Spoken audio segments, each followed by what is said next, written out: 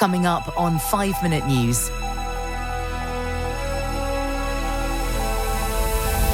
Colorado Supreme Court kicks Donald Trump off ballot.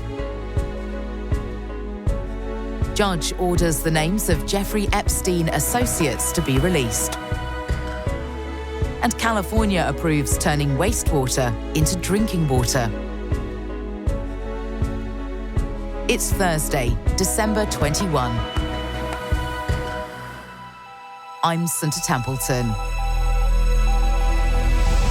The Colorado Supreme Court has declared former President Donald Trump ineligible for the White House under the U.S. Constitution's insurrection clause and removed him from the state's presidential primary ballot. The decision sets up a likely showdown in the nation's highest court to decide whether the frontrunner for the Republican nomination can remain in the race.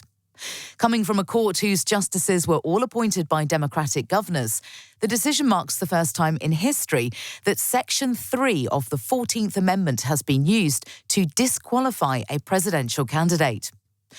Colorado's highest court overturned a ruling from a district court judge who found that Mr. Trump incited an insurrection for his role in the January 6, 2021 attack on the Capitol, but said he could not be barred from the ballot because it was unclear that the provision was intended to cover the presidency. The court stayed its decision until January 4 or until the U.S. Supreme Court rules on the case. Colorado officials say the issue must be settled by January 5, the deadline for the state to print its presidential primary ballots. "We do not reach these conclusions lightly," wrote the court's majority. "We are mindful of the magnitude and weight of the questions now before us. We are likewise mindful of our solemn duty to apply the law without fear or favour and without being swayed by public reaction to the decisions that the law mandates we reach." Mr. Trump's attorneys had promised to appeal any disqualification immediately to the nation's highest court, which has the final say about constitutional matters. Mr. Trump's legal spokeswoman, Alina Habba, said in a statement, "This ruling issued by the Colorado Supreme Court attacks the very heart of this nation's democracy. It will not stand, and we trust that the Supreme Court will reverse this unconstitutional order." The names of more than 170 associates of convicted sex offender Jeffrey Epstein could be made public next month after a ruling from a judge. The identities are being revealed under a settled lawsuit against sex trafficker and Epstein associate Ghislaine Maxwell. Anyone on the list has until January 1 to appeal to have their name removed. Epstein, a millionaire financer known to mix with high-profile figures, died in jail in 2019. His death, as he awaited federal sex trafficking charges, was ruled to be a suicide by the New York Medical Examiner. The 51-page ruling issued by New York Judge Loretta Preska calls for Epstein's connections to be unsealed in full.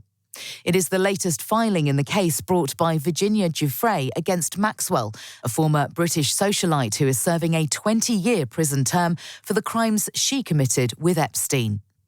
Ms. Giuffre's defamation lawsuit was brought in 2015 and settled in 2017, leaving the names of scores of Epstein's associates under a court-ordered seal. In her ruling, Judge Preska noted that many of the individuals named in the lawsuit have already been publicly identified by the media or in Maxwell's criminal trial. She added that many others did not raise an objection to the release of the documents. Some of the names on the list will remain sealed, however, including those belonging to child victims. US congressional Republicans are pushing to subpoena the flight logs for Epstein's private plane. Convicted in 2008 for soliciting prostitution from a minor, Epstein had moved in social circles that included key figures in the world of business and politics. The California Water Resources Control Board has approved new rules for turning water from toilets and other uses into drinking water. State officials believe the rules will help the drought-prone state have a more reliable source of drinking water, and it will require water agencies to let customers know before they start doing this.